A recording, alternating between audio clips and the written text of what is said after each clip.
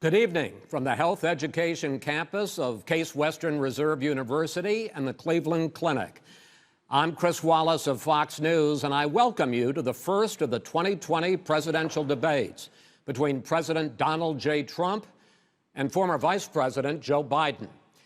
This debate is sponsored by the Commission on Presidential Debates. The commission has designed the format, 6 roughly 15-minute segments, with 2-minute answers from each candidate to the first question, then open discussion for the rest of each segment. Both campaigns have agreed to these rules. For the record, I decided the topics and the questions in each topic. I can assure you, none of the questions has been shared with the commission or the 2 candidates. This debate is being conducted under health and safety protocols designed by the Cleveland Clinic, which is serving as the health security advisor to the commission for all 4 debates. As a precaution, both campaigns have agreed the candidates will not shake hands at the beginning of tonight's debate. The audience here in the hall has promised to remain silent. No cheers, no boos or other interruptions, so we, and more importantly you, can focus on what the candidates have to say. No noise except right now, as we welcome the Republican nominee, President Trump, and the Democratic nominee, Vice President Biden.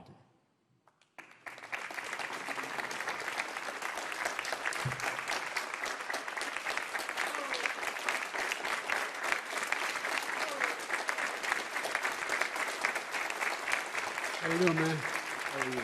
I'm well.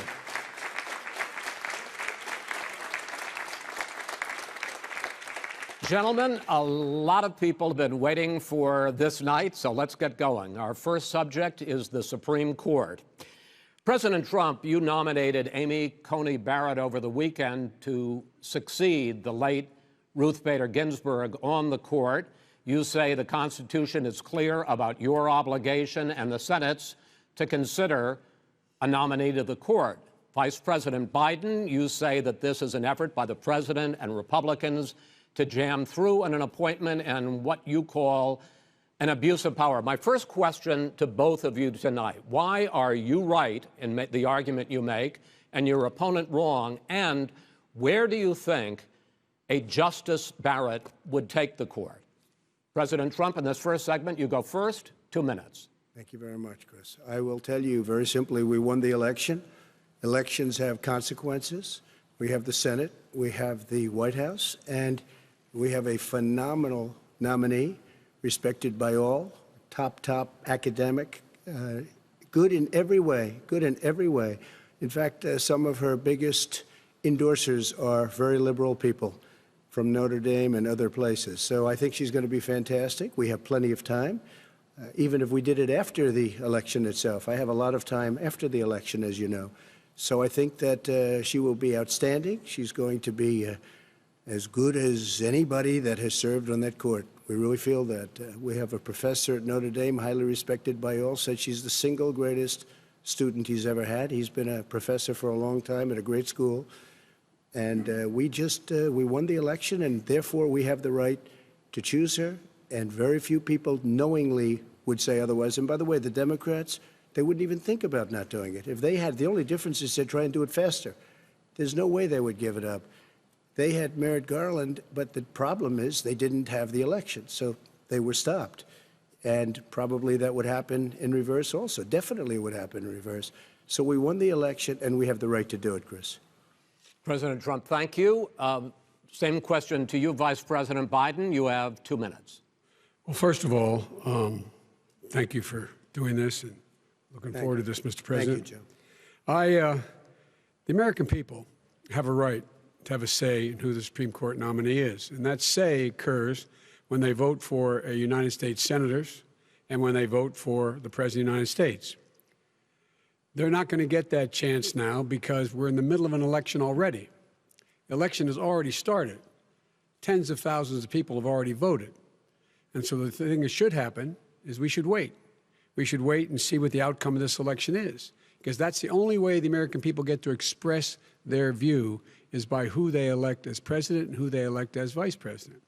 Now, what's at stake here is the president's made it clear he wants to get rid of the Affordable Care Act. He's been running on that, he ran on that, and he's been governing on that. He's in the Supreme Court right now trying to get rid of the Affordable Care Act, which will strip 20 million people from having insurance, health insurance now, if it goes into court.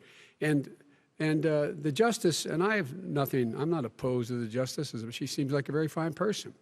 But she's written before she went on the bench, which is her right, that she thinks that the Affordable Care Act is not constitutional. The other thing that's on the court, and if it's struck down, what happens? Women's rights are fundamentally changed. Once again, a woman could be pay more money because she has a pre-existing condition of pregnancy. They were able to charge a woman more for the same exact procedure a man gets. And that ended when we, in fact, passed the Affordable Care Act. And there's 100 million people who have pre-existing conditions, and they'll be taken away as well. Those pre-existing conditions, the insurance companies are going to love this. And so it's just not appropriate to do this before this election. If he wins the election and the Senate is Democrat or Republican, then he goes forward. If not, we should wait until February. All right. There aren't 100 million people with pre-existing conditions. As far as the say is concerned, the people already had their say. Okay, Justice Ginsburg said very powerfully, very strongly, at some point, 10 years ago or so, she said a president and the Senate is elected for a period of time, but a president's elected for 4 years. We're not elected for 3 years. I'm not elected for 3 years. So we have the Senate, we have a president. He's elected to the next during election. that period of time, we have an opening. I'm not elected for 3 years. I'm elected for 4 years. And the 100 million people, Joe, the 100 million people is totally wrong. I don't know where you got that number. The bigger problem that you have is that you're going to extinguish 180 million people with their private health care that they're very happy with. That's simply not true. Well, you're certainly going to socialist. You're going to socialist medicine. We're now into, gentlemen, we're now into open discussion. Open discussion. Open discussion. Yes, I agree. Go ahead, Vice President. Number White. one, he knows that what I proposed. What I proposed is that we expand Obamacare and we increase it. We do not wipe any. And one of the big debates we had with 23 of my colleagues trying to win the nomination that I won were saying that Biden wanted to allow people to have private insurance still. They can. They do. They will under my proposal. It's not what you've said, But and it's not what your party has said. That is simply your party a lie. doesn't say it. Your party wants to go socialist medicine. My party is and me. socialist right healthcare. now, I am and the they're going to dominate party. you, Joe. You know that. I am the Democratic Party right now. The platform of the Not according Democratic to Party Harris. is what I, in fact, approved of. What I approved of. Now, here's the deal. The deal is that it's going to wipe out pre-existing conditions. And by the way, the 200,000 people that have died on his watch, how many of those have survived? Well, there's 7 million people that contracted COVID. What does it mean for them going forward if you strike down the Affordable Care Act? Joe, you've had 308,000 military people dying because you couldn't provide them proper health care in the military. So don't tell me about this. I'm happy to talk about this. And if you were here, Look, it wouldn't be 200. It would be 2 million people because you were very late on the draw. You didn't want me to ban China, which was heavily infected. You didn't want me to ban all right, gentlemen, Europe, which was heavily infected. You would have been much later, Joe. Mr. President, much later. Mr. President. You're talking about 2 million people. You're Mr. not gonna be able to President, as shut the him up. moderator, we are going to talk about COVID in the next segment, but go ahead. Let me finish. The point is that the president also is opposed to Roe v. Wade. That's on the ballot as well in the court. And so that's also at stake right now. And so the election is already You don't know it's begun. on the ballot. Why is it on the ballot? Because Why is you it on the ballot? said It's not on the ballot. It's on the ballot in the court. I don't think so. In the court. Well, There's nothing happening there. Donald, would you And just you don't be quiet know for a her minute? view on Roe v. Wade. You I don't don't know her know. view. Well, all right. Let's talk. We got a lot to unpack here, gentlemen. We got a lot of time. So, on health care, and then we'll come back to Roe v. Wade. All right. Mr. President, the Supreme Court will hear a case a week after the election in which the Trump administration, along with 18 state attorneys general, are seeking to overturn Obamacare, to end Obamacare. You have spent the last... Because they want to give good health care. If I may ask my question, sir. Good health care. Over the last 4 years, you have promised to repeal and replace Obamacare, but you have never in these 4 years come up with a plan, a comprehensive plan to replace Obamacare. Of course I have. Well, I got rid of the individual mandate. I'm going to give you an opportunity. I got rid of the individual mandate, which was a big chunk of Obamacare. That is absolutely a big thing. That was the worst part of Obamacare. Sir, Chris, that was the worst part of Obamacare. Let me ask my question. Well, I'll ask Joe. The individual mandate was the most unpopular aspect of Obamacare. I got rid of it. I'd like you and we will protect people with President, I'm the moderator of this conditions. debate, and I would like you to let me ask my question, and then you can answer your question. Go ahead. You, in the course of these 4 years, have never come up with a comprehensive plan to replace Obamacare, and just this last Thursday, you signed a largely symbolic executive order to protect people with pre-existing conditions 5 days before this debate. So my question, sir, is what is the Trump health care plan? Right. Well, first of all, I guess I'm debating you, not him, but that's okay. I'm not surprised. Let me just tell you something, that there's nothing symbolic. I'm cutting drug prices. I'm going with favored nations, which no president has the courage to do because you're going against Big Pharma. Drug prices will be coming down 80 or 90%. You could have done it during your 47-year period in government, but you didn't do it.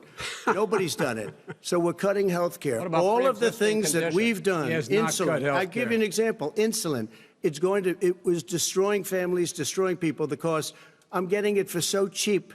It's like water, you want to know the truth. So cheap. Take a look at all of the drugs what we're doing, prescription drug prices. We're going to allow our governors now to go to other countries to buy drugs because they pay just a tiny fraction. As I say, this is open discussion. No, but this is big. This is big stuff. Sir, you'll be happy. I'm about to pick up on one of your points to ask the Vice President, which is he points out that you would like to add a public option to Obamacare, and the argument that he makes and other Republicans make is that that is going to end private insurance. It is not. Well, if I can ask you the question, it will end. Not what your party says, by the way. It will end private insurance and create a government takeover of health care. It does not. It's only for those people who are so poor they qualify for Medicaid. They can get that free in most states, except governors who want to deny people who are poor Medicaid. Anyone who qualifies for Medicare Medicaid would automatically be enrolled in the public option. The vast majority of the American people would still not be in that option, number one. Joe, you agreed with Bernie Sanders, who's far left, on the manifesto, we call it, and that gives you socialized medicine. Look, hey, I'm not going to listen to him. The fact of the matter is, I beat Bernie Sanders. Not by much. I beat him a whole hell of a lot. I'm here standing facing you, old buddy. Pocahontas would have left 2 days early. You would have lost every primary. All he knows how to on do is Super Tuesday. You got very lucky. Here's the deal. I got very lucky. I'm going to get very lucky tonight as well. And tonight I'm going to make sure, because here's the deal. Here's the deal. The fact is that everything he's saying so far is simply a lie. I'm not here to call out his lies. Everybody knows he's a liar. But you I just want to make sure. Joe, you're the liar. I want to make sure. You graduated last in your class, not first in your class. I want to make Mr. sure. Mr. President, can you let him finish, sir? No, he doesn't know how to do that. He has, You'd be surprised. You pick You'd be surprised. the wrong guy, the wrong night at the wrong time. Listen, you agreed with Here's Bernie Sanders to the manifesto. The whole idea. Let him. There is no manifesto, number one. Please let him speak, Mr. Number President. two. You just lost the left. Number two. You just lost the left. You agreed with Bernie Sanders on a plan. Folks, absolutely folks, agreed do you have any idea what this clown's doing? They call it Mr. Do you have any socialized medicine. Mr. Well, I President. tell you what, he is not for any help for people needing health care. Because he, in fact, already has cost 10 million people their health care that they had from their employers because of his recession. Number one. Number two, there are 20 million people getting health care through Obamacare now that he wants to take it away. He won't ever look you in the eye and say that's what he wants to do. take it away. No, I want to give Number them better three. health care at a much lower price because and by Obamacare the way, he doesn't is know no how. good. He doesn't know how I've to do already that. fixed it. He has never I've offered already a plan. fixed it to an extent. He has never Obamacare, done a as single you might thing. know, but probably don't. Obamacare Gentlemen, you realize is no if you're good, both Joe. speaking at the It's no same good, time, and it's too expensive. let the president go ahead, sir. Obamacare is no good. We made it better, and I had a choice to make very early on. We took away the individual mandate. We guarantee pre-existing conditions, but took away the individual mandate. Listen, this is the way it is. And that destroyed, that they shouldn't even call it Obamacare. Then I had a choice to make. Do I let my people run it really well or badly? Yeah. If I run it badly, they'll probably blame him, but they'll blame me. But more importantly, I want to help people, okay? I said, you got to run it so well. That's what he's and I just had a meeting with them. They said, the problem is no matter how well you run Obamacare, it's a disaster. It's too expensive. Okay. Premiums are too high, and it doesn't work. So we do want to get rid of it. Chris, we want to get rid of it. I understand it, sir, but I have to give you roughly equal time. Good. Please let the vice president talk. Good. He has no plan for health care. Of course we do. Please. He sends out wishful thinking. He has executive orders that have no power. He hasn't lowered drug costs for anybody. He's been promising a health care plan since he got elected. He has none, like almost everything else he talks about. He does not have a plan.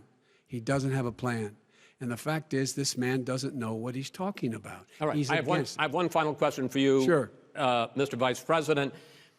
If Senate Republicans, we were talking originally about the Supreme Court here, if Senate Republicans go ahead and confirm Justice Barrett, there has been talk about ending the filibuster or even packing the court, adding to the 9 justices there. You call this a distraction by the president, but in fact it wasn't brought up by the president.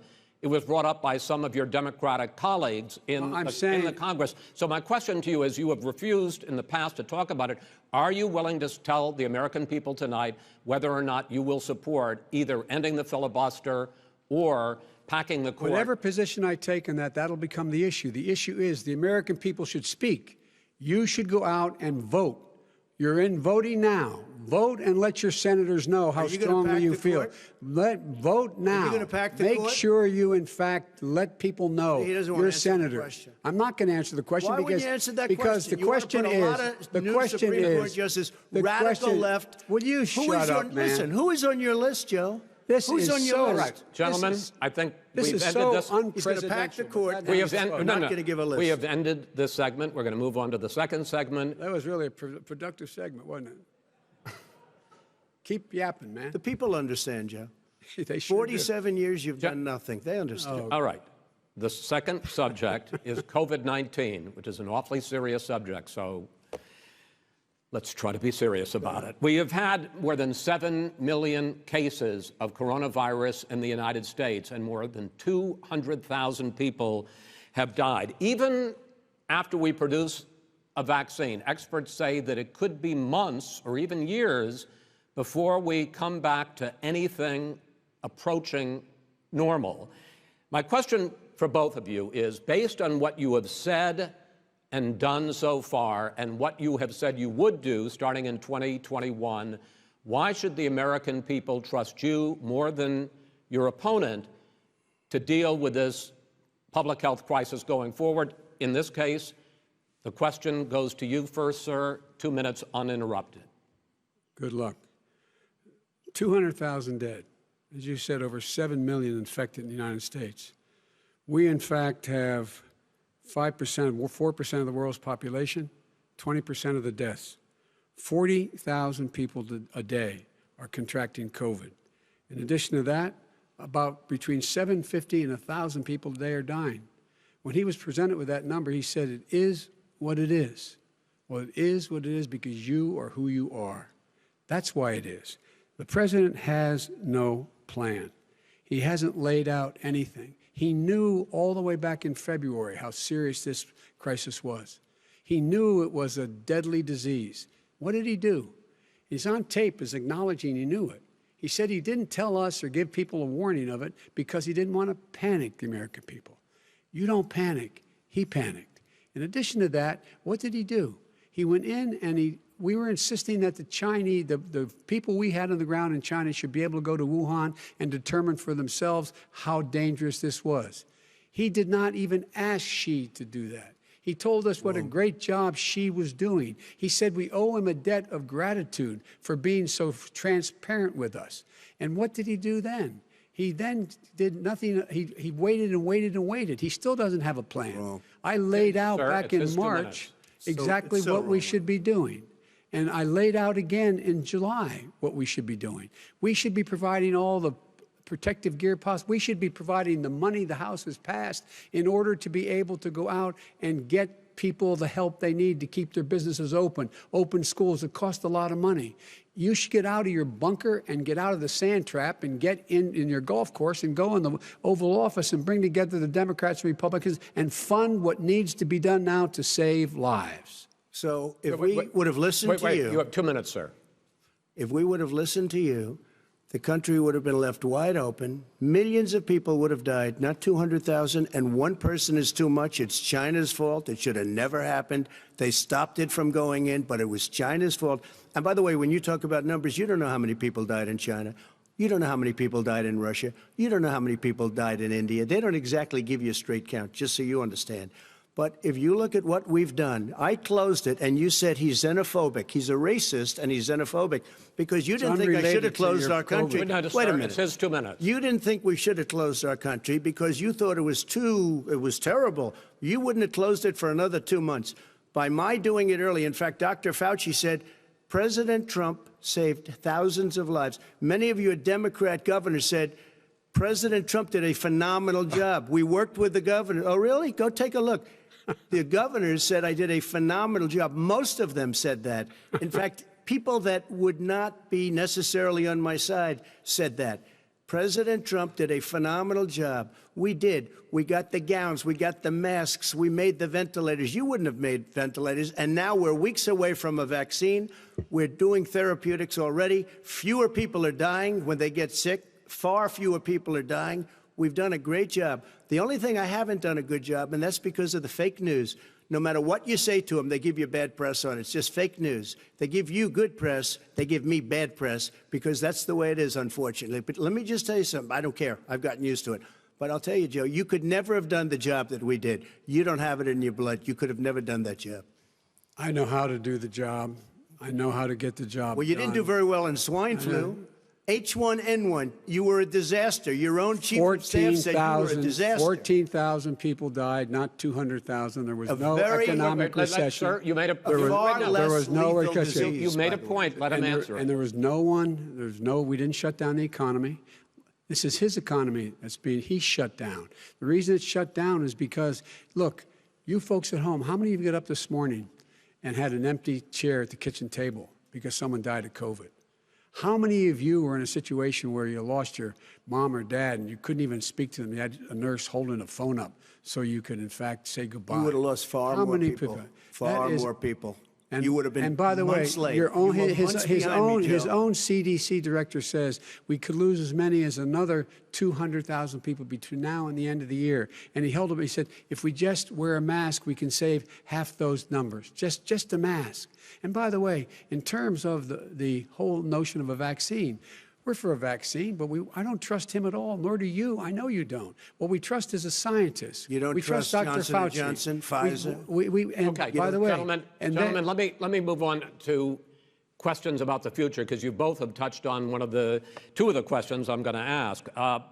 Focusing on the future first, President Trump, you have repeatedly either contradicted or been at odds with some of your government's own top scientists. The week before last, the head of the Centers for Disease Control, Dr. Redfield, said it would be summer before the vaccine would become generally available to the public. You said that he was confused and mistaken. Those were your two words. Yeah. But Dr. Slaoui, the head of your Operation Warp Speed, has said exactly the same thing. Are they both wrong? Well, I've spoken to the companies, and we can have it a lot sooner. It's a very political thing because people like this would rather make it political than save lives. God. It is a very political thing. I've spoken to Pfizer. I've spoken to all of the people that you have to speak to. We have great Moderna, Johnson & Johnson, and others. They can go faster than that by a lot. become very political because the left, or I don't know if I call So them you're left, I don't know suggesting what I that call the them. head of your Operation Warp Speed, Dr. Slawi? I disagree with him. Yeah, no, I disagree with both of them. And he didn't say that. He said it could be there, but it could also be much sooner. I had him in my office 2 days ago. He talked about the summer, sir, before it's generally available. Just like He said it's a Redfield. possibility that we'll have the answer before November 1st. It could also I'm be talking after about when it's that. generally available. Not when Well, it'll we're be. going to deliver it right away. We have the military all set up. Logistically, they're all set up. We have our military that delivers soldiers, and they can do 200,000 a day. They're going to be This delivering is the vaccine. same man It's who all told set you up. by Easter this would be gone away. By the warm weather, it'd be gone. Miraculous, like a miracle. And by the way, maybe you could inject some bleach in your arm, and that would take care of it. This is the same That man. was said sarcastically, and you know that. That was said sarcastically. And so here's the deal. This man is talking about a vaccine. Every serious company is talking about maybe having a vaccine done by the end of the year. But the distribution of that vaccine will not occur until sometime beginning or the middle of next year to get it out, if we get the vaccine. And pray God we will.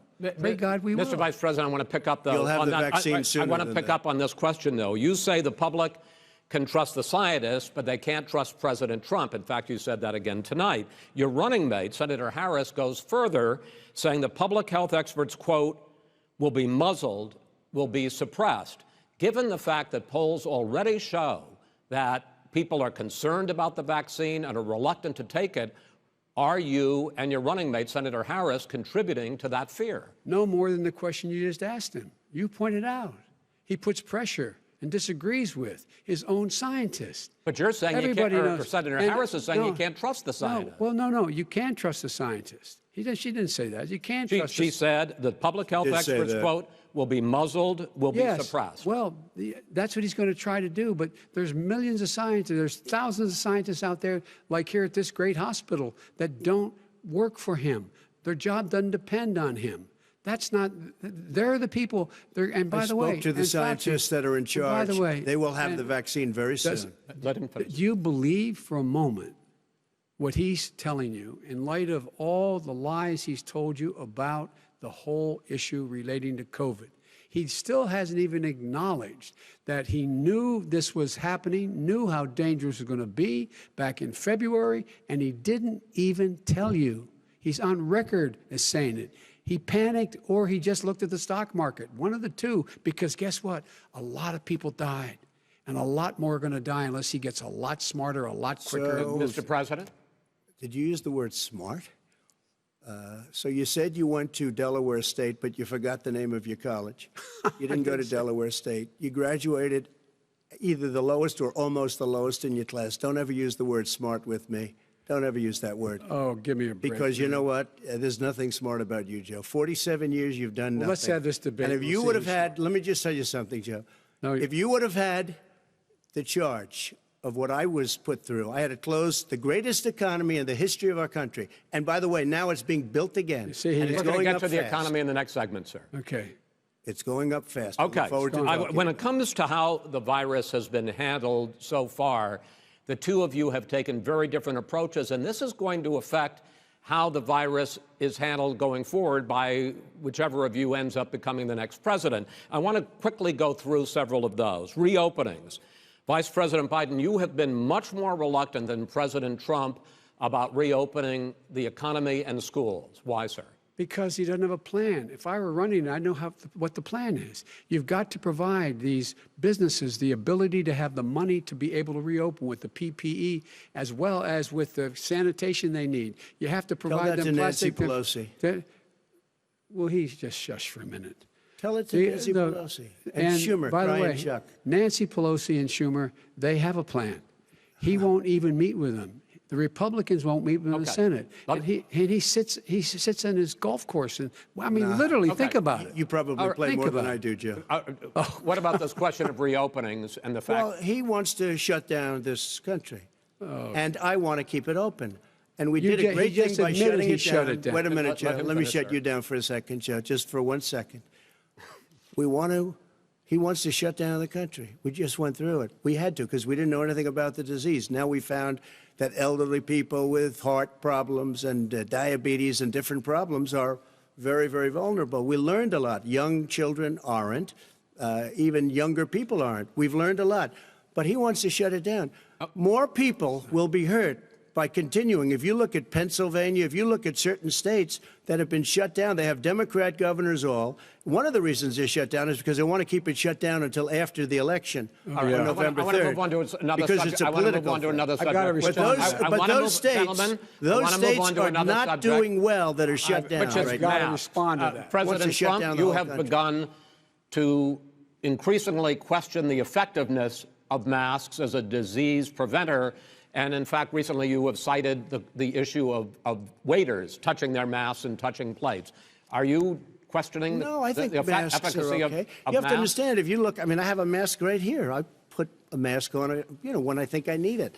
Tonight, as an example, everybody's had a test, and you've had social distancing and all of the things that you have to. But I Just wear like your masks rallies. when needed. When needed, I wear masks. Okay, let me ask. I don't wear masks like him. Every time you see him, he's got a mask. He could be speaking 200 feet away from it. He shows up with the biggest mask I've ever seen.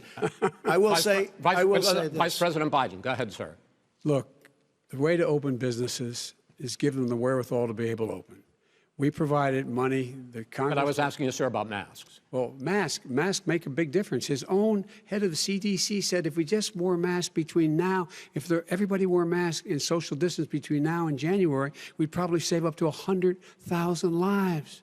It matters. And they've also said the opposite. They've also said the opposite. No serious person said the opposite. They've No also said, well, look serious at I wanna Dr. ask you- Fauci. Dr. Fauci said the He opposite. did not I say want to the ask you, we opposite. got a said little very bit more than a strongly, minute left in this masks segment. are not good. Then he changed his mind. He said masks are good. I I'm wanna okay ask- with masks. I I'm want to not ask you fighting both about masks. one last subject, because your different approaches has even affected the way that you have campaigned. President Trump, you're holding large rallies with crowds packed together, thousands of people. Outside. Outside, yes, sir, agreed.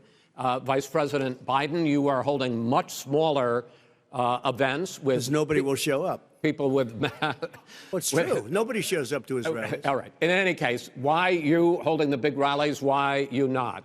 You go first, sir. Because people want to hear what I have to say. I mean, But are you I've not done worried a great about it job spreading as a disease? president, and I'll have 35,000 people show up at airports. We use airports. Are you and not worried hangars, about and we the have a disease lot of issues, people. sir? Well, so far we have had no problem whatsoever. It's outside. That's a big difference, according to the experts. And we do them outside. We have tremendous crowds, as you see. I mean, and literally on 24 hours' notice. And Joe does the circles and has 3 people someplace. Okay. By the way, did you see sir. one of the last big rallies he had? And a reporter came up to him to ask him a question. He said, no, stand back. Put on your mask. Put on a mask. Have you been tested? I'm way far away from those other people. That's what he said. I can't. I'm going to be okay. He's not worried about you. He's not worried about the people out there breathing in one another. We've had no negative cheek to effect. jowl. No negative effect. We've had no negative effect. And we've had 35,000, 40,000 All right. people you want at these rallies. Just Yes. quickly finish up, because I want to move on to our next. Yes, I would. He's been totally irresponsible the way in which he has handled the social distancing and people wearing masks, basically encouraging them not to. All right. He's a fool on this. If you could get the crowds, you would have done the same thing. But you can't. Nobody cares. Gentlemen, can we move on to the cares. Gentlemen, can we move on to the economy? Yes. The economy is, I think it's fair to say, recovering faster than expected from the shutdown. Much faster. In the second quarter, the unemployment rate fell to 8.4% last month.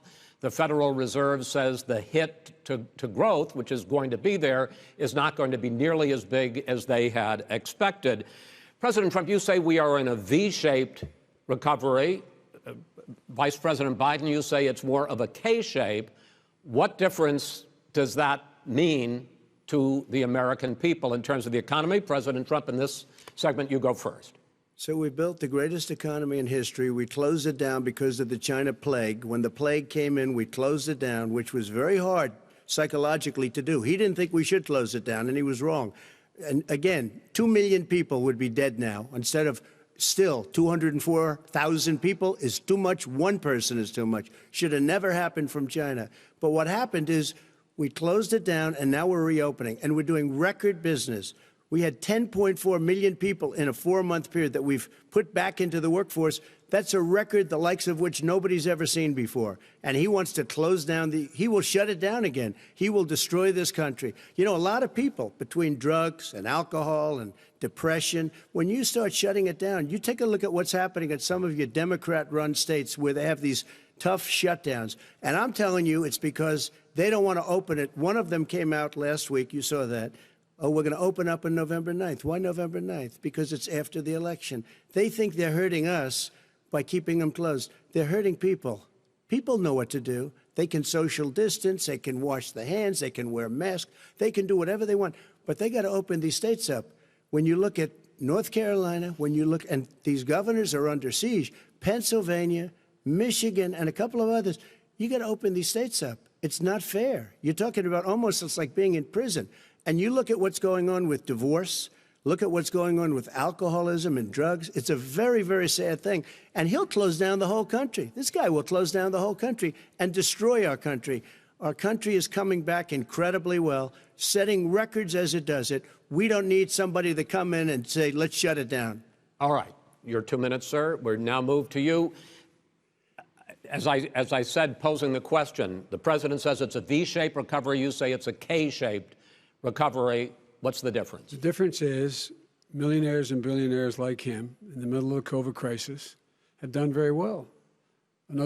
Billionaires have made another $300 billion because of his profligate tax proposal, and he only focused on the market.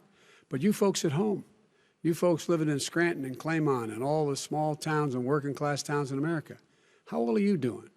This guy paid a total of $750 in taxes. Sir, wait, no, sir, it's just wrong yeah, I understand. You've agreed to the 2 minutes, so please let him have it. Do I get my time back?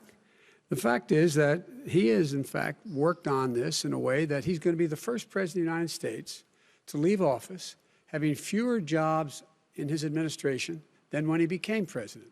Fewer jobs than when he became president. First one in American history. Secondly, the people who have lost their jobs are those people who have been on the front lines, those people who have been saving our lives, those people who have been out there dying, people who've been putting themselves in the way to make sure that we could all try to make it. And the idea that he is insisting that we go forward and open when you have almost half the states in America with a significant increase in COVID deaths and COVID cases in the United States of America. And he wants to open it up more. Why does he want to open it up? Why doesn't he take care of the American? You can't fix the economy until you fix the COVID crisis. And he has no intention of doing anything about making it better for you all at home in terms of your health and your safety. Schools. Why aren't schools open? Because it costs a lot of money to open them safely. You know, they were going to give, his administration was going to give the teachers and school students masks. And then they decided, no, couldn't do that because it's not a national emergency. Not a national emergency. They've done nothing to help small businesses. Nothing. They're closing. 1 in 6 is now gone. He ought to get on the job and take care of the needs of the American people so we can open safely. All right. Your time is up, sir. Well, we are going to get to... I have to respond to that. Well, you both had 2 minutes, sir. Excuse me, he made a statement. So did you. People want their schools, people want their schools open. They don't want to be shut down. They don't want their state shut down. They want their restaurants. I look at New York. It's so sad what's happening in New York. It's almost like a ghost town. And I'm not sure it can ever recover what they've done in New York. People want their places open. They want to get back to their lives. They'll be careful, but they want their schools open. I'm the one that brought back football. By the way, I brought back Big Ten football. It was me, and I'm very happy to do it. And people of Ohio are very proud of me. And you know how I found out? When he took Gentlemen, we're going to get to your economic plans going forward in a moment. But first, Mr. President, as you well know, there's a new report that in 2016, the year you were elected president, and 2017, your first year as president, that you paid $750 a year in federal income tax each of those years. I know that you pay a lot of other taxes, but I'm asking you the specific question. Is it true that you paid $750 in federal income taxes each of those 2 years? I paid millions of dollars in taxes, millions of dollars of income tax. And let me just tell you, There was a story in one of the papers. Show us your tax I paid returns. $38 million 1 year. I paid $27 million Show us your tax 1 year. returns. I went. You'll see it as soon as it's finished. You'll see it. You know, if you want to do, go to the Board of Elections. There's a 118-page or so report that says everything I have, every bank I have, I'm totally under-leveraged because the assets are extremely good, and we have a very, I built Sir, a great I'm asking company. you a specific question, which But is... let me tell you... I understand all of that. Release your I tax understand all of return. that. But let me... No, Mr. President. Go ahead. I'm asking you a question. Will you tell us how much you paid in federal income taxes in 2016 and 2017? Millions of dollars. You paid millions of dollars? Millions of dollars. So yes. not 750? Millions of dollars, and you'll get to see it. And you'll get to when? see it. But let me just Inshallah? tell you, Chris, let me just tell you something, that it was the tax laws. I don't want to pay tax. Before I came here, I was a private developer. I was a private business people. Like every other private person, unless they're stupid, they go through the laws, and that's what it is. He passed a tax bill that gave us all these privileges for depreciation and for tax credits. We build a building and we get tax credits, like the hotel on Pennsylvania Avenue. You get a massive, which, by the way, was given to me by the Obama administration, if you can believe that. Now, the man got fired right after that happened. But Vice President Biden, you want to respond? Yeah, I do want to respond. Look, the tax code that made him, put him in a position that he pays less tax than a school teacher makes on the money a school teacher makes is because of him he says he's smart because he can take advantage of the tax code. And he does take advantage of the tax code. That's why I'm going to eliminate the Trump tax cuts. And I'm going to eliminate those tax cuts and make sure that we invest in the people who, in fact, need the help. People out there need help. But why didn't you do it over the last 25 years? Because you weren't president. Because you weren't president screwing things up. You were a senator. And You're by the way, worst you were president America has ever had. Hey, Come Joe, on. let me just tell you, Joe. I've done more in 47 months. I've done more than you've done in 47 years, Joe. We've done things that you never even thought of doing, including fixing the broken military that you gave me, including taking care of your vets. Mr. President, we're talking about the economy. I'd like to ask you about your plans going forward, because, Mr. Vice President, your economic plan, if you were to be elected president, focuses a lot on big government, big taxes, big spending. I want to focus first on the taxes. You propose more than $4 trillion over a decade in new taxes on individuals making more than $400,000 a year and on corporations. President Trump says that that kind of an increase in taxes is going to hurt the economy as it's just coming out of a recession. Well, just take a look at what is the analysis done by Wall Street firms. Points out that my economic plan would create 7 million more jobs than his in 4 years, number one. And number two, it would create an additional $1 trillion in economic growth, because it would be about buying American. That we're going to make, the federal government spend $600 billion a year on everything from ships to steel to buildings and the like. And under my proposal, we're going to make sure that every penny of that has to be made by a company. But respectfully, sir, I'm talking about taxes, not spending. By the way, I'm going to eliminate a significant number of the tax. I'm going to make the corporate tax 28%. It shouldn't be 21%. You have 91 companies, in the Fortune 500, who don't pay a single penny in tax, making billions of dollars. Why didn't you do it before when you were vice president with Obama? Because you, in fact, passed that. That was your tax proposal. I got it done. And you know what happened? Yeah, you got it done. Our economy boomed like it's never boomed The economy is Mr. busted. President, Let me finish. Mr. President, let me pick up on that. You would continue your free market approach, lower taxes, more deregulation, correct? Not lower taxes for American people. Excuse me. But in Obama's, you talk about the economy booming, it turns out that in Obama's final 3 years as president, more jobs were created, 1.5 million more jobs than in the first 3 years of your presidency. They had the slowest recovery economic recovery since 1929. It was the slowest recovery. Also, they took over something that was down here. All you had to do is turn on the lights and you pick up a lot. But they had the slowest economic recovery since 1929. Let me tell you about the stock market. When the stock market goes up, that means jobs. It also means 401ks. if you got in, if you ever became president with your ideas, you want to terminate my taxes, I'll tell you what, you'll lose half of the companies that have poured in here will leave, and plenty of companies that are already here, they'll leave for other places.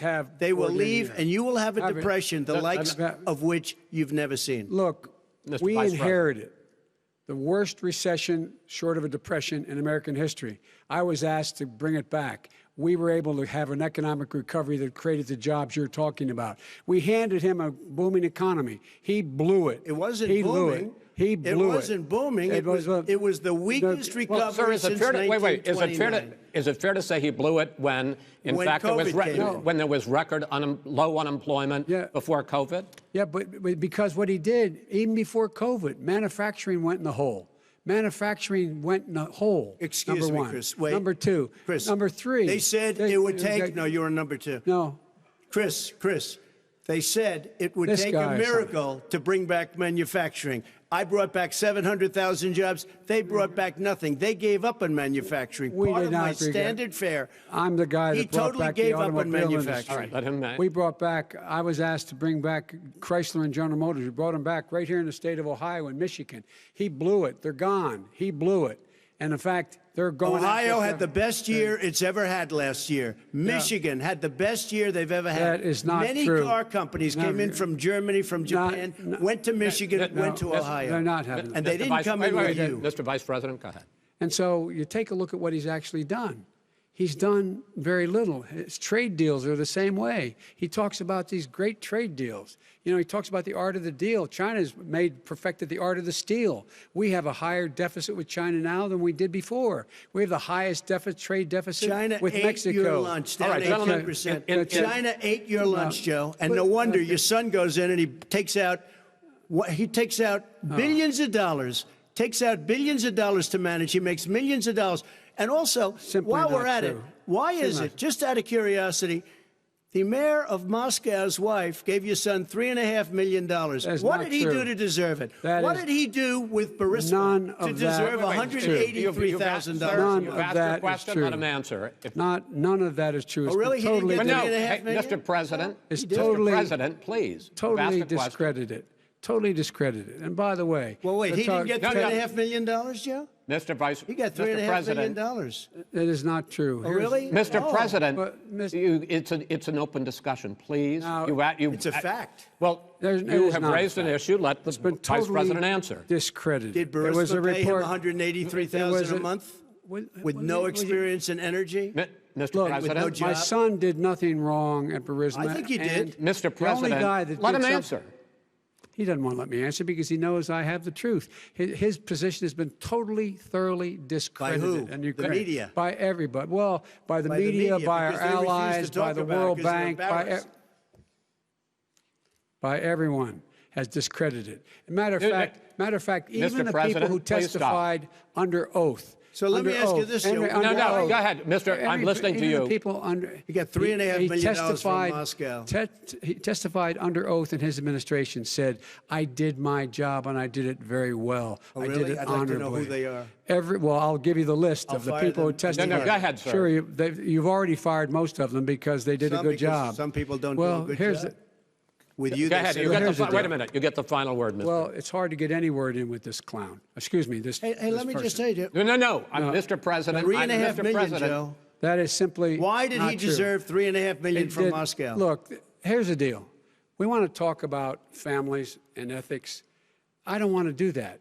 I mean, his family we could talk about all night. His family's already... My family lost a fortune by coming down and helping us with government. And that's such a... Mr. President. Every single one of them lost a fortune. This is not about my family or his family. It's about your family, the American people. He doesn't... That's not true. It doesn't want to talk about what you need, you, the American people. It's about you. That's what we're talking about here. All right, that's the end of the segment. We're moving on. He didn't take them. Well, Vice President, no. Can I be honest? It's a very important question. Try to be honest. He stood up. No, the answer to the question is no. Ukraine. No, sir. With $1 billion, if you that get rid is of absolutely you know what, not true. You're doing it. You're going to have tape. True, gentlemen.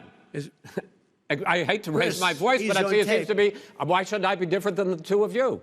So here's the deal. Good point. We have 6 segments. We have ended that segment. We're going to go to the next segment. In that segment, you each are going to have 2 uninterrupted moments. In those 2 uninterrupted minutes, Mr. President, you can say anything you want. I'm going to ask a question about race, but if you want to answer about something else, go ahead. But I think that the country would be better served if we allowed both people to speak with fewer interruptions. I'm appealing to you, sir, to do that. Well, and him too. Well, frankly, you've been doing more interrupting than he has. Well, that's all right, but he does plenty. Well, less than, sir, less than plenty. No, less than you have. Let's please continue on. The issue of race. Vice President Biden, you say that President Trump's response to the violence in Charlottesville 3 years ago, when he talked about very fine people on both sides, was what directly led you to launch this run for president. Oh, yeah, sure. President Trump, you have often said that you believe you have done more for black Americans than any president, with the possible exception of Abraham Lincoln. My question for the 2 of you is, why should voters trust you rather than your opponent to deal with the race issues facing this country over the next 4 years? Vice President Biden, you go first. It's about equity and equality. It's about decency. It's about the Constitution. And we have never walked away from trying to require equity for everyone, equality for the whole of America. But we've never accomplished it. But we've never walked away from it like he has done.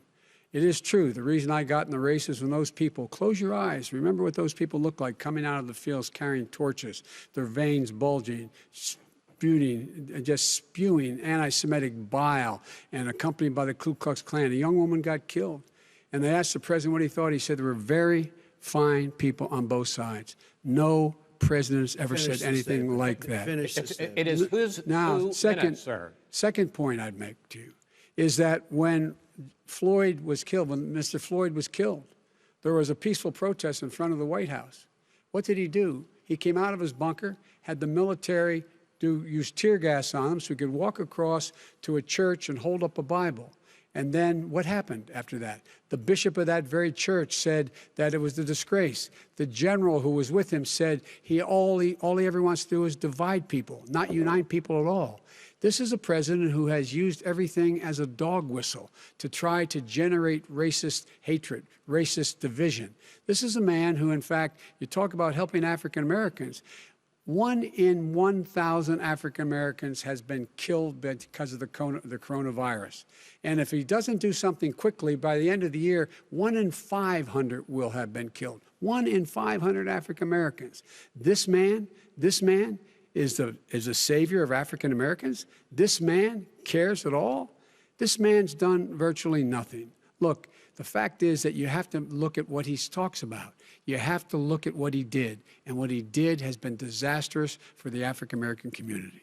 So, President Trump, you have 2 minutes. Why should Americans trust you over your opponent to deal with racism? he did a crime bill, 1994, where you call them super predators, African Americans, the super predators, and they've never forgotten it. They've never forgotten it, Joe. No, sir, it's his 2 minutes. So you did that, and they call you a super predator, and I'm letting people out of jail now that you have treated the African American population community, you have treated the black community about as bad as anybody in this country. You did the 1990, and that's why, if you look at the polls, I'm doing better than any Republican has done in a long time, because they saw what you did. You call them super predators, and you've called them worse than that, because you look back at your testimony over the years, you've called them a lot worse than that. As far as the church is concerned, and as far as the generals are concerned, we just got the support of 250 military leaders and generals, total support. Law enforcement, almost every law enforcement group in the United States. I have Florida, I have Texas, I have Ohio, I have Portland. The sheriff just came out today and he said, I support President Trump. I don't think you have any law enforcement. You can't even say the word law enforcement, because if you say those words, you're going to lose all of your radical left supporters. And why aren't you saying those words, Joe? Why don't you say the words law enforcement? Because you know what? If they called us in Portland, we would put out that fire in a half an hour, but they won't do it because they're run by radical left Democrats. If you look at Chicago, if you look at any place you want to look, Seattle, they heard we were coming in the following day, and they put up their hands, and we got back Seattle. Minneapolis, we got it back, Joe, because we believe in law and order, but you don't. The top 10 cities and just about the top 40 cities are run by Democrats and in many cases radical left. And they've got you wrapped around their finger, Joe, to a point where you don't want to say anything about law and order. And I'll tell you what, the people of this country want and demand law and order, and you're afraid to even say it. All right. I want to return to the question of race. Vice President Biden, after the grand jury in the Breonna Taylor case decided not to charge any of the police with homicide, you said it raises the question, quote, whether justice could be equally applied in America. Do you believe that there is a separate but unequal system of justice for blacks in this country? Yes, there is. There's systemic injustice in this country, in education and work and in law enforcement and the way in which it's enforced. But look, the vast majority of police officers are good, decent, honorable men and women. They risk their lives every day to take care of us. But there are some bad apples. And when they occur, when they find them, they have to be sorted out. They have to be held accountable. They have to be held accountable. And what I'm going to do as President of the United States is call together an entire group of people at the White House, well, everything from the civil rights groups to the police officers, to the police chiefs, and we're going to work this out. We're going to work this out so we change the way in which we have more transparency in when these things happen. These cops aren't happy to see what happened to George Floyd. These cops aren't happy to see what happened to Breonna Taylor. Most don't like it. But we have to have a system where people are held accountable. And by the way, violence in response is never appropriate. Never appropriate. Peaceful protest is. Violence is never appropriate. All right. What is peaceful protest? When they run through the middle of a town and burn down your stores and kill people all over the place, and you say peaceful protest? President Trump, No, it's I'm not not, asking. but you say it is. President Trump, I'd like to continue with the Yes, issue go of ahead, race. I please. promise we're going to get to the issue of law and order Please. in a moment. Fine. This month, your administration directed federal agencies to end racial sensitivity training that addresses white privilege or critical race theory. Why did you decide to do that, to end racial sensitivity training? And do you believe that there is systemic racism in this country, sir? I ended it because it's racist. I ended it because a lot of people were complaining that they were asked to do things that were absolutely insane, that it was a radical revolution that was taking place in our military, in our schools, all over the place, and you know it, and so does everybody else. Radical, and he would know. What is radical about racial sensitivity training, sir? If you were a certain person, you had no status in life. It was sort of a reversal. And if you look at the people, we were paying people hundreds of thousands of dollars to teach very bad ideas and, frankly, very sick ideas. And really, they were teaching people to hate our country. And I'm not going to do that. I'm not going to allow that to happen. We have to go back to the core values of this country. They were teaching people that our country is a horrible place, it's a racist place, and they were teaching people to hate our country. And I'm not going to allow that to happen. Vice President Biden? Nobody's doing that. He's the racist. You just don't know. Here's the deal. I know a lot more about this than he does. Let him finish.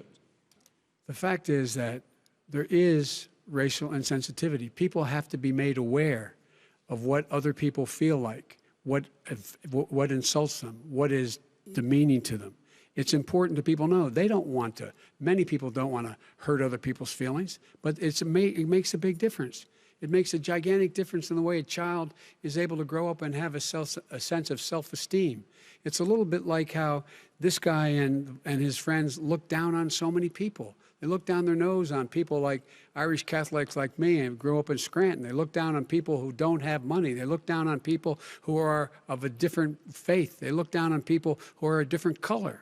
In fact, we're all Americans. The only way we're going to bring this country together is bring everybody together. There's nothing we cannot do if we do it together. We can take this on and we can defeat racism in America. President Trump, sir. During the Obama-Biden administration, there was tremendous division. There was hatred. You look at Ferguson, you go to many places. Look at Oakland. Look what happened in Oakland. Look what happened in Baltimore. Look what happened. Frankly, it was more violent than what I'm even seeing now. Oh, my but Lord. the reason This is is that ridiculous. the Democrats that run these Absolutely cities ridiculous. don't want to talk like you about law and order. Violent and you crime, still haven't mentioned. violent Are you in crime. favor of law and order? I'm in favor of law. You follow it. Are you in and a little favor bit of law and order? Go yes, ahead, I'm say in it. favor. You Everybody's asked a in favor question, of let him finish. Law He'll and lose order. his Law lefty. and No, order. let him answer. Law and order with justice, where people get treated fairly. And the fact of the matter is, violent crime went down 17%, 15% in our administration. All right. It's gone up on his watch. Went down much more in ours. All right, we're now. is president of the Mr. President, United you're going States of America. We were Mr. President, breaking every record in the book. Mr. President, you're going to be very happy because And the we're now place- going to talk excuse me, about law and order. Places we had trouble were Democratic-run cities. That's and exactly so my is question. Democratic- There has been a dramatic increase in homicides in America this summer, particularly, and you often blame that on Democratic mayors and Democratic governors, but in fact, there have been equivalent spikes in Republican-led cities like Tulsa and Fort Worth. So the question is this really a party issue? I think it's a party issue. You can bring in a couple of examples, but if you look at Chicago, what's going on in Chicago, where 53 people were shot and 8 died, shot. If you look at New York, where it's going up like nobody's ever seen anything, the numbers are going up 100, 150, 200%. Crime. It is cities. crazy what's going on. And he doesn't want to say law and order because he can't, because he'll lose his radical left supporters. And once he does that, it's over with. But if he ever got to run this country and they ran it the way he would want to run it, we would have our suburbs would be gone. By the way, our suburbs would be gone, and you would see problems like you've never seen. He wouldn't know before. a suburb unless he took a wrong turn. Oh, I know suburbs. He would not. So much I was better. raised. Go ahead. Wait a minute. I was So much raised in the suburbs. This is not 1950. All these dog whistles and racism don't work anymore. Suburbs are by and large integrated. There's many people today driving their kids to soccer practice and/or to black and white and Hispanic in the same car as there have been any time in the past. What really is a threat to the suburbs and their safety is his failure to deal with COVID. They're dying in the suburbs. His failure to deal with the environment. They're being flooded. They're being burned out because his refusal to do anything. That's why the suburbs are in trouble. I do want to talk about this issue of law and order, though. And in the joint recommendation that came from the Biden-Bernie Sanders task force, you talked about, quote, reimagining policing. Yeah. First of all, what does reimagining policing mean, and do you support? It means. Let me, if I might finish the question. What does reimagining policing mean, and do you support the Black Lives Matter call for community control of policing? Look, what I support is the police having the opportunity to deal with the problems they face. And I'm totally opposed to defunding the police officers. As a matter of fact, local police, the only one defunding in his budget calls for a $400 million cut in local law enforcement assistance. They need more assistance. They need, when they show up for a 9/11 call, to have someone with them as a psychologist or psychiatrist to keep them from having to use force and be able to talk people down. We have to have community policing like we had before, where the officers get to know the people in the communities. That's when crime went down. It didn't go up, it went down. And so we have to be engaged. That's not what they're talking about, Chris. That's not what they're talking about. He's talking about defunding the police. That is not true. He doesn't have any law support. Look, he has no law enforcement support. That's not true. Almost that's nothing. Look. Oh, really? Who do you have? Name one group that supports you. Name one group that came out and supported you. Go ahead. Look, think. We have time. We don't have time to do anything. No, think All right. Name one law enforcement group that came out and supported you. Gentlemen, I think I'm going to take back the moderator's role. I don't think there are any. And I want to get to another subject, which is the issue of protests in many cities that have turned violent. In Portland, Oregon, especially, we had more than 100 straight days of protests, which I think you would agree. You talk about peaceful protests. Many of those turned into riots. Mr. Vice President, you say that people who commit crimes should be held accountable. The question I have, though, is, as the Democratic nominee, and earlier tonight you said that you are the Democratic Party right now, have you ever called the Democratic mayor of Portland or the Democratic governor of Oregon and said, hey, you got to stop this, bring in the National Guard, do whatever it takes, but you stop the days and months of violence in Portland? I don't hold public office now. I am a former vice president. I've made it clear in my public statements that the violence should be prosecuted. It should be prosecuted, and anyone who commits it But should you've be never prosecuted. called for the people, He's never the said leader. that. Excuse me, sir. You have never called for the leaders in Portland and in Oregon to call Because bring they- in the National Guard and knock off 100 days of riots. They can, in fact, take care of it if he just stay out of the way. Look here. Oh, really? Here, Oh, really? here's the thing. I sent in the wait, I U.S. asked him a Marshals to question. get the killer No, of the young man in the middle of the street. They shot him, and for 3 days, President Trump, Portland President wouldn't do Trump, anything. I please had to send interrupt in and- the U.S. Marshals. President They Trump, took care of business. Go ahead, sir. And by the way, you know, his own former spokesperson said, you know, riots and chaos and violence help his cause. That's what this is all about. I don't know who said that. I do. Who? I think Kellyanne Conway. I don't think she said that. She said that. I don't- And so here's the All thing. right. But here's the point. Go ahead, The point sir. is that that's what he is, keeps trying to rile everything up. He doesn't want to calm things down. Instead of going in and talking to people and saying, let's get everybody together, figure out how to deal with this. What's he do? He just pours gasoline in the fire constantly, And- every single solitary Okay, time. and to end this, button up this segment, I'm going to give you a minute to answer, sir. You have repeatedly Well, wait, criticized. I have to answer his No, statement. you have His statement. repeatedly. Wait, you have just one repeated. No, second. you've been talking He back made and a forth. statement. I'm asking you. I would no, love to you know, end it. sir. I would love to end it, and you we know, if would you want to very- switch seats, We would very quickly. We could do that, but I'd I'm send no, in I'm- the National Guard. It would be over. There'd be no problem. Okay, But they good. don't want to accept the National Guard. You have repeatedly criticized the vice president for not specifically calling out Antifa and other left-wing That's right. extremist groups. But are you willing tonight to condemn white supremacists and militia groups and to say that they need to stand down and not add to the violence in a number of these cities, as we saw in Kenosha and as we've seen in Portland? Sure, Are you I'm willing prepared to to do that, specifically but do it? Well, I go would ahead, say sir. I would say almost everything I see is from the left wing, not from the right wing. what are you- what If are you- look- what are you saying? I'm willing to do anything. I want to see Well, peace. then do it, sir. Say it. Do it. Say it. Do you want to call him? What do you want to call him? Give me a name. Give me a White name. Go ahead. supremacists Who and would right you like me to supremacists. condemn? White Proud Boys. supremacists and right Proud militia. Boys, stand back and stand by. But I'll tell you what. Somebody's got to do something about Antifa and the left, because this is not a right-wing problem. His This own is a left-wing. FBI director This said is a the threat left-wing of Go ahead, problem. white Go ahead, sir. supremacists. Antifa's an idea, not an organization. Oh, you gotta be Not kidding. militia. That's what Oh, really? his It's an idea. His Okay. FBI director Gentlemen, said. Well, we're then gonna- you know what? No, He's no, wrong. we're done, sir. We're moving on to the next. We're Everybody moving. gives you When a bat advice hits in you your over the head, that's administration. not an idea. Everybody in Antifa your is bad. administration tells you the truth has a bad idea. Can I tell you what? You have no ideas. Antifa is a dangerous, All right, radical gentlemen, group. we're now moving on to the Trump And and you ought to be Biden careful with records. them. They'll overthrow you. When in a 2 president, seconds. I'm going to ask a question. When the president seeks a second term, it is generally a referendum on his record. But Vice President Biden, you like to quote one of your dad's sayings, which is, don't compare me to the almighty, compare me to the alternative. And in this case, sir, you are the alternative. Looking at both of your records, I'm going to ask each of you, why should voters elect you president over your opponent? In this segment, President Trump, you go first, 2 minutes. Because there has never been an administration or president who has done more than I've done in a period of 3.5 years. And that's despite the impeachment hoax. And you saw what happened today with Hillary Clinton, where it was a whole big con job.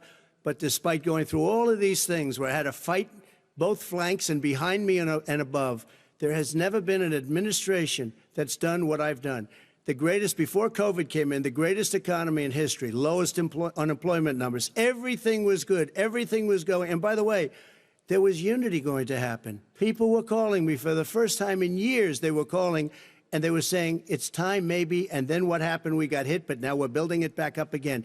A rebuilding of the military, including Space Force and all of the other things. A fixing of the VA, which was a mess under him. 308,000 people died because they didn't have proper health care. It was a mess. And we now got a 91% approval rating at the VA, our vets. We take care of our vets. But we've rebuilt our military. The job that we've done, and I'll tell you something, some people say maybe the most important. By the end of the first term, I'll have approximately 300 federal judges and Court of Appeals judges, 300, and hopefully 3 great Supreme Court justices. That is a record, the likes of which very few people, and you know one of the reasons I'll have so many judges? because President Obama and him left me 128 judges to fill. When you leave office, you don't leave any judges. That's like you just don't do that. They left 128 openings, and if I were a member of his party, because they have a little different philosophy, I'd say if you left us 128 openings, you can't be a good president, you can't be a good vice president. But I want to thank you because it gives us almost, it'll probably be above that number by the end of this term. 300 judges. It's a record. Looking at both your records, why should voters elect you president as opposed to President Trump? You have 2 minutes uninterrupted. Under this president, we become weaker, sicker, poorer, more divided, and more violent.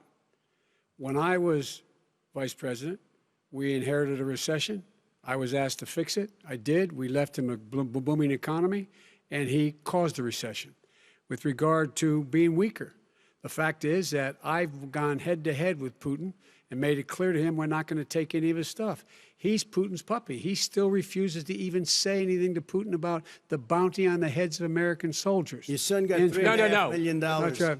And by the way, my son... Wait a minute. Mr. President, your campaign agreed to both sides would get 2-minute answers uninterrupted. Well, your side agreed to it, and why don't you observe what your campaign agreed to as a ground rule, okay, sir? He never keeps his word. Can you add no, I'm not asking. That was a rhetorical question. Can you Go add ahead, back sir. 30 seconds? Yeah, yes, okay. you may have. All right. Go ahead. So, thirdly, we're poor. The billionaires have gotten much more wealthy by a tune of over $300 to $400 billion more just since COVID. You in the home, you got less. You're in more trouble than you were before. In terms of being more violent, when we were in office, there were 15% less violence in America than there is today. He's president of the United States. It's on his watch. And with regard to more divided, the nation can't stay divided. We can't be this way. And speaking of my son, the way you talk about the military, the way you talk about them being losers and being and just being suckers. My son was in Iraq. He spent a year there. He got the Bronze Star. He got the Conspicuous Service Medal. He was not a loser. He was a patriot, and the people left behind there were heroes. Really? And I resent. Are you talking like about hell. Hunter? Are you talking about Hunter? I'm talking about my son, Beau Biden. You're talking about. I don't know Beau. I know Hunter. Yeah, Hunter you know got Beau. Hunter got thrown out of the military. He was thrown out, dishonorably discharged. That's not true. He wasn't dishonorably. Cocaine use. And he didn't have a job until you became vice president. Once you None became of that vice president, is true. he made a fortune in Ukraine, in China, in Moscow, That is simply and various not other places. true. He My made a son, fortune. My son, and he didn't have a job. My son, like a lot of people we know at home, had a drug problem. He's overtaken it. He's fixed it. He's worked on it, and I'm proud of him. But why was he given tens of millions of dollars? But he wasn't given tens of millions of dollars. That is totally discredited. We've already been totally discredited. We've already been through this. I think the American people would rather hear about more substantial subjects. Well, you know, as the moderator, sir, I'm going to make a judgment call here. Gets $3.5 million from the mayor of Moscow. Let's talk about not true. Gentlemen, that report is totally discredited. Mitt Romney on that committee said it wasn't worth taxpayers' money, that report. It was written for political reasons. You know, I'd like to talk about climate change. So would I. Okay. The forest fires in the West are raging now. They have burned millions of acres. They have displaced hundreds of thousands of people. When state officials there blame the fires on climate change, Mr. President, you said, I don't think the science knows. Over your 4 years, you have pulled the U.S. out of the Paris Climate Accord. You have rolled back a number of Obama environmental records. What do you believe about the science of climate change? And what will you do in the next 4 years to confront it? I want crystal clean water and air. I want beautiful, clean air. We have now the lowest carbon. If you look at our numbers right now, we are doing phenomenally. But I haven't destroyed our businesses. Our businesses aren't put out of commission. If you look at the Paris Accord, it was a disaster from our standpoint. And people are actually very happy about what's going on because our businesses are doing well. As far as the fires are concerned, you need forest management in addition to everything else. the forest floors are loaded up with trees, dead trees that are years old, and they're like tinder, and leaves and everything else. You drop a cigarette in there, the whole forest burns down. You've got to have forest management. What do you You've got to have believe? cuts. What do you believe about the science of climate change, sir? I believe that we have to do everything we can to have immaculate air, immaculate water, and do whatever else we can that's good. You know, we're planting 1 billion trees, the Billion Tree Project, and it's very exciting You believe for a lot of people. that human pollution, greenhouse gas emissions contributes to the global warming of this planet? I think a lot of things do, but I think to an extent, yes. I think to an extent, yes. But I also think we have to do better management of our forests. Every year, I get the call, California's burning. California's burning. If that was cleaned, if you had forest management, good forest management, you wouldn't be getting those calls. You know, in Europe, they have forest cities. They're called forest cities. They maintain their forests. They manage their forests. I was with the head of a major country. It's a forest city. He said, sir, we have trees that are far more, they ignite much easier than California. There shouldn't be that problem. I spoke with the governor about it. I'm getting along very well with the governor. But I said, you know, at some point, you can't every year have hundreds of thousands of acres of land just burned to the ground. But, sir, that's burning down because of a lack of management. But, sir, if you believe in the science of climate change, why have you rolled back the Obama Clean Power Plan, which limited carbon emissions in power plants? Why have you relaxed? Because it was driving energy prices through the sky. Why have you relaxed fuel economy standards that are going to create more pollution from cars and trucks? Well, not really, because what's happening is the car is much less expensive and it's a much safer car, and you're talking about a tiny difference. And then what would happen, because of the cost of the car, you would have at least double and triple the number of cars purchased. We have the old slugs out there that are 10, 12 years old. If you did that, the car would be safer. It would be much cheaper by $3,500. In the case of California, they've simply ignored No, but you would take your a lot of cars rollback. off the market because people would be able to afford a car. Now, and by the way, we're going to see how that turns out. But a lot of people agree with me, many people. The car has gotten so expensive because they have computers all over the place for an extra little bit of gasoline. And I'm okay with electric cars, too. I think I'm all for electric cars. I've given big incentives for electric cars. But what they've done in California is just crazy. Right. Vice President Biden, I'd like you to respond to the president's climate change record, but I also want to ask you about a concern. You proposed $2 trillion in green jobs. You talk about new limits, not abolishing, but new limits on fracking, ending the use of fossil fuels to generate electricity by 2035, and zero net emission of greenhouse gases by 2050. The president says a lot of these things would tank the economy and cost millions of jobs. He's absolutely wrong, number one. Number two, if in fact, during our administration, the Recovery Act, I was in charge, able to bring down the cost of renewable energy to cheaper than or as cheap as coal and gas and oil. Nobody's going to build another coal-fired plant in America. No one's going to build another oil-fired plant in America. They're going to move to renewable energy, number one. Number two, we're going to make sure that we are able to take the federal fleet and turn it into a fleet that's run on their electric vehicles. Making sure that we can do that, we're going to put 500,000 charging stations and all of the highways that we're going to be building in the future. We're going to build an economy that, in fact, is going to provide for the ability of us to take 4 million buildings and make sure that they, in fact, are weatherized in a way that, in fact, they'll emit significantly less gas and oil because the heat will not be going out. There's so many things that we can do now to create thousands and thousands of jobs. We can get to net zero in terms of energy production by 2035. Not only not costing people jobs, creating millions of good paying jobs, not $15 an hour, but prevailing wage, by having a new infrastructure that, in fact, is green. And the first thing I will do, I will rejoin the Paris Accord. I will join the Paris Accord because with us out of it, look what's happening. It's all falling apart. And talk about someone who has no relationship with foreign policy. Brazil, the rainforests of Brazil are being torn down, are being ripped down. More carbon is absorbed in that rainforest than every bit of carbon that's emitted in the United States. Instead of doing something about that, I would be gathering up and making sure we had the countries of the world coming up with $20 billion and say, here's $20 billion. Stop tearing down the forest. And if you don't, then you're going to have significant economic consequences. What about the argument that President Trump basically says that you have to balance environmental interests and economic interests, and he's drawn his line?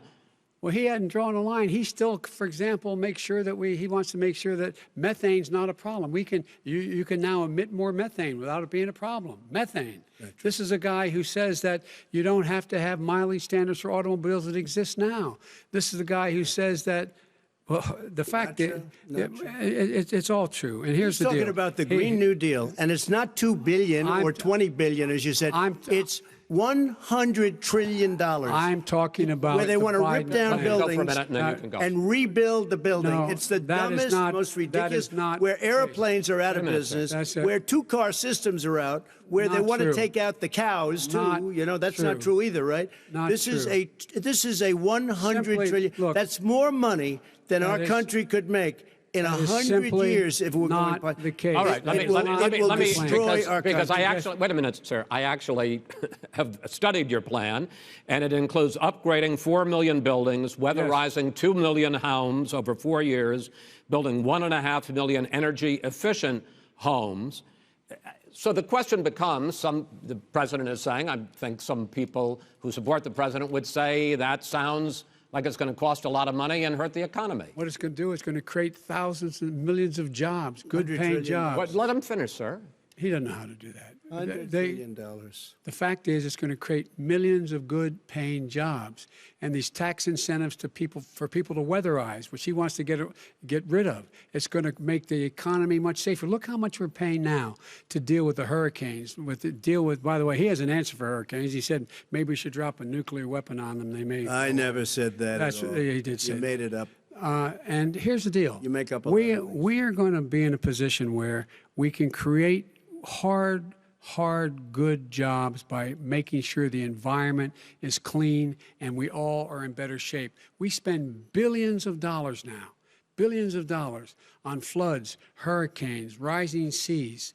We're in real trouble. Look what's happened just in the Midwest with these storms that come through and wipe out entire sections and counties in Iowa. They didn't happen before. They're because of global warming. We make up 15% of the world's problem. We, in fact, but the rest of the world, we've got to get them to come along. That's why we have to get back into the Paris Accord. All right, gentlemen. Wait a minute, Chris. So why didn't he do it for 47 years? You were vice president. Why didn't you get the world? China sends up real dirt into the air. Russia does. India does. They all do. We're supposed to be good. And by the way, he made a couple of statements. The Green New Deal is $100 trillion, that is not not $20 my billion. plan. That's the Green New you want to rebuild every is building. Not my plan. I want to rebuild every. If he knew anything about, if he knew anything he made a statement gentlemen, about the military. He said I said something about the military. He and his friends made it up, and then they went with it. I never said it. Okay. That is what not he true. did Sir, is he you're done said in this segment. he called the military Mr. Vice President, stupid bastards. I and he did said not it on say tape. that. He said stupid bastards. Please, He sir, said it. stop. I would never say would that. Play to the it. military. Play it. Go ahead. Mr. You're on Vice tape. President answered his final question. The final question is, I can't remember which of all his rantings. I'm having a little trouble myself, but and about the economy and about this question of what it's going to cost. The economy. I mean, the Green New Deal and the idea of what your environmental changes will do. The Green New Deal will pay for itself as we move forward. We're not going to build plants that, in fact, are great polluting plants. So do you We're going to support build the Green New Deal? Pardon me? Do you support? No, I don't support the Green New Deal. Oh, you don't? Oh, well, that's a big statement. I support that means you just lost the radical left. I support the don't. Biden plan that I put forward. Okay. The Biden plan, which is different than what he calls the radical Green New Deal. All right, gentlemen, final segment, election integrity. As we meet tonight, millions of Americans are receiving mail-in ballots or going to vote early. How confident should we be that this will be a fair election, and what are you prepared to do over the next 5+ weeks, because it'll not only be to Election Day, but also counting some ballots, mail-in ballots after Election Day? What are you prepared to do to reassure the American people that the next president will be the legitimate winner of this election? In this final segment, Mr. Vice President, you go first. Prepared to let people vote. They should go to iwillvote.com. Decide how they're going to vote, when they're going to vote, and what means by which they're going to vote.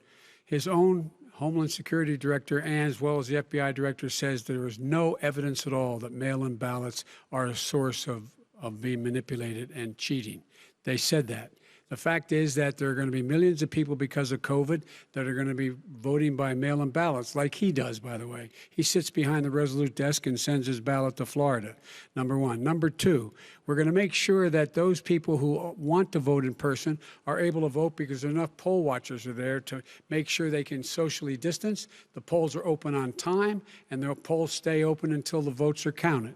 And this is all about trying to dissuade people from voting, because he's trying to scare people into thinking that it's not going to be legitimate. Show up and vote. You will determine the outcome of this election. Vote, vote, vote. If you're able to vote early in your state, vote early. If you're able to vote in person, vote in person. Vote whatever way is the best way for you, because he cannot stop you from being able to determine the outcome of this election.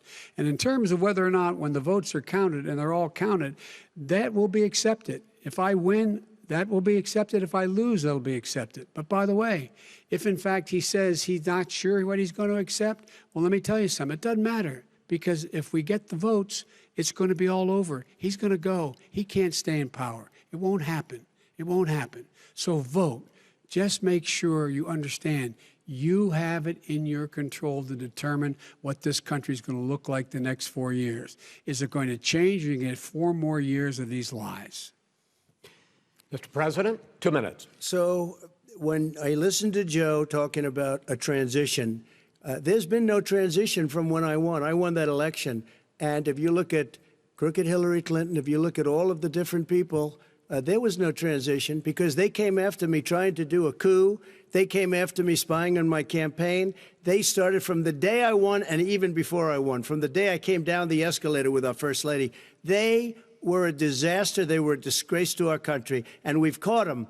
We've caught them all. We've got it all on tape. We've caught them all. And by the way, you gave the idea for the Logan Act against General Flynn. You better take a look at that, because we caught you in a sense. And President Obama was sitting in the office. He knew about it, too. So don't tell me about a free transition. As far as the ballots are concerned, it's a disaster. A solicited ballot, okay, solicited is okay. You're soliciting, you're asking, they send it back, you send it back. I did that. If you have an unsolicited, they're sending millions of ballots all over the country. There's fraud. They found them in creeks. They found some with the name Trump, just happened to have the name Trump just the other day in a waste paper basket. They're being sent all over the place. They sent 2 in a Democrat area. They sent out 1,000 ballots. Everybody got 2 ballots. This is going to be a fraud like you've never seen. The other thing, it's nice on November 3rd, you're watching and you see who won the election. And I think we're going to do well, because people are really happy with the job we've done. But you know what? We won't know. We might not know for months, because these ballots are going to be all over. Take a look at what happened in Manhattan. Take a look at what happened in New Jersey. Take a look at what happened in Virginia and other places. They're not losing 2%, 1%, which, by the way, is too much. An election could be won or lost with that. They're losing 30 and 40%. It's a fraud, and it's a shame. And can you imagine where they say you have to have your ballot in by November 10th? November 10th. That means that's 7 days after the election, in theory, should have been announced. Okay. We have major states with that, sir, all run by Democrats. 2 minutes is 2 minutes. All run by Democrats. It's President Trump, it's a rigged election. You're going to be able to continue. You have been charging for months that mail-in balloting is going to be a disaster. You say it's rigged, that it's going to lead to fraud. But in 2018, in the last midterm election, 31 million people voted mail-in voting. That was a quarter, more than a quarter, of all the voters that year cast their ballots by mail. Now that millions of mail-in ballots have gone out, what are you going to do about it? And are you counting on the Supreme Court including a Justice Barrett, to settle any dispute? Yeah, I think I'm counting on them to look at the ballots, definitely. I don't think I hope we don't need them in terms of the election itself. But for the ballots, I think so, because what's happening is incredible. I read today, where at least 1% of the ballots for 2016 were invalidated. They take them, we don't like them, we don't like them. But what they are you throw going to them do out about it? left There and are right. millions of ballots going out What right you now. do What is are you gonna go do? and vote. You do a solicited ballot, No, and that's I'm not- okay, I know your or you go and complaint. vote. I'm asking you about the fact that millions of people You go have and vote. You go and No, vote but like what I'm they saying is, what are like you they gonna do used about to the in fact the that old. millions of people? You either do, Chris, a solicited ballot where you're sending it in, they're sending it back, and you're sending. They have mailmen with lots of it. Did you see what's going on? Take a look at West Virginia. Mailmen selling the ballots. They're being sold. They're being dumped in rivers. This is a horrible thing for our country. There is no. This is not. There is no. This is evidence not of going to that. end well. There is Okay. no This evidence is of that. not going Vice to President end well. Biden- 5 states In fact, have had go ahead, mail-in sir. ballots for the last decade or more. 5, including 2 Republican states. And you don't have to solicit the ballot. It's sent to you. It's sent to your home.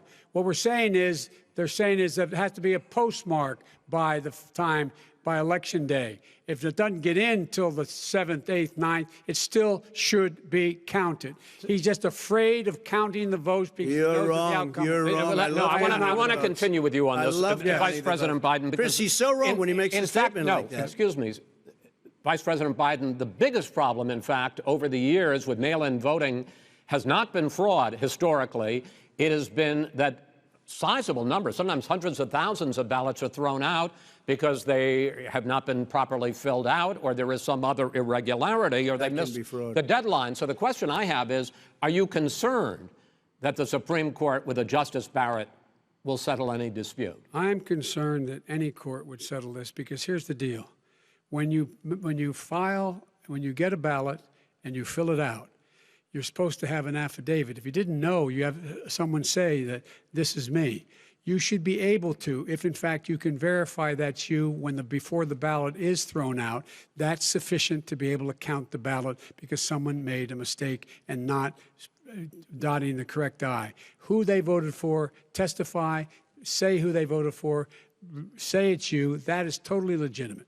All right. Excuse me, Chris, when you have 80 million ballots sent in and swamping the system, you know it can't be done. You know it can't. And already there's been so now fraud. Mail service delivers wait a minute, gentlemen. In the 185 final million question pieces of mail a is, day. in 8 ballots. states, we can keep talking. In 8 states, disgrace. election workers are prohibited, currently by law, 8 states, from even beginning to process ballots, even take them out of the envelopes and flatten them until Election Day. That means that it's likely, because there's going to be a huge increase in mail-in balloting, that we are not going to know on election night who the winner is, that it could be days, it could be weeks. Could be months. Until we find out who the new president is. So first for you, sir, finally for the vice president, I hope neither of you will interrupt the other.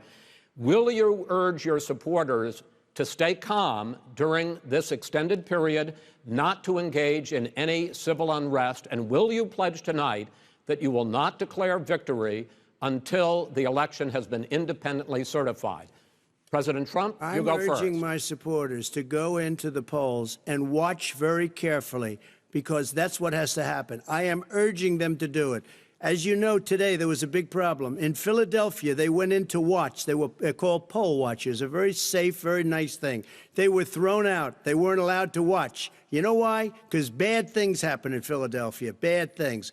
And I am urging my people. I hope it's going to be a fair election. If it's a fair election, I am 100% on board. But if I see tens of thousands of ballots being manipulated, I can't go along with that. And I'll tell you what, does that from mean, a common sense, does that mean you're going to tell your people to take to the street? It means you have a fraudulent election. You're sending out 80 million ballots. They're not equipped to. These people aren't equipped to handle it. Number one. Number two, they cheat. They cheat. Hey, they found ballots in a waste paper basket 3 days ago, and they all had the name military ballots. They were military. They all had the name Trump on them. Vice President you think Biden, that's good? Vice President Biden, final question for you. Will you urge your supporters to stay calm while the vote is counted, and will you pledge not to declare victory until the election is independently certified? Yes, and here's the deal. They count the ballots, as you pointed out. some of these ballots in some states can't even be opened until Election Day. And if there's thousands of ballots, it's going to take time to do it. And by the way, our military, they've been voting by ballots since the end of the Civil War, in effect. And that's what's going to happen. Why was it not? Why is it for them somehow not fraudulent? It's the same process. It's honest. No one has established at all that there is fraud related to mail-in ballots, that somehow it's a fraudulent process. It's already been established. Take a look at Carolyn Maloney's race. I asked you had an opportunity to respond. Look at Carolyn Maloney. Go ahead. They have no idea what happened. Vice President Biden, go ahead. He has no idea what he's talking about. Here's the deal. The fact is, I will accept it, and he will too. You know why? Because once the winner is declared, after all the ballots are counted, all the votes are counted, that'll be the end of it. That'll be the end of it. And if it's me, in fact, fine. If it's not me, I'll support the outcome.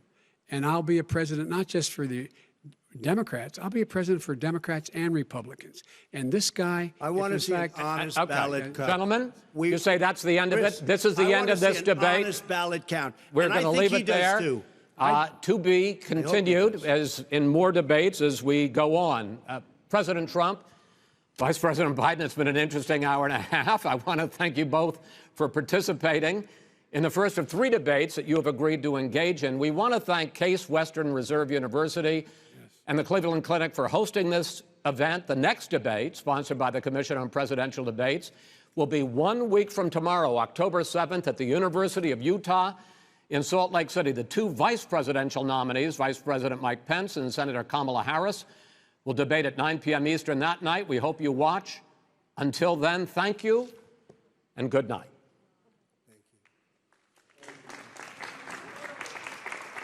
Thank you.